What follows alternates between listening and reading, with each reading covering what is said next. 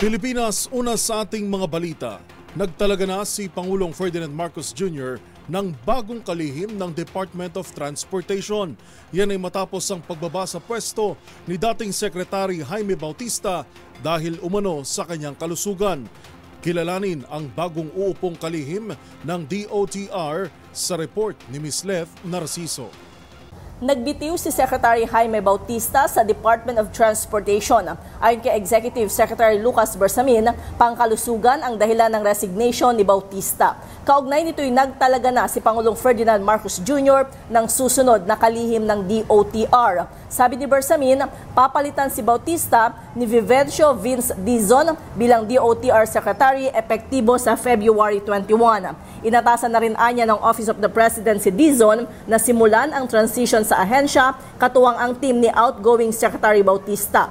Matatandang si Dizon ay nagsilbi bilang presidente ng Bases Conversion and Development Authority o BCDA sa ilalim ng administrasyon ni dating Pangulong Rodrigo Duterte.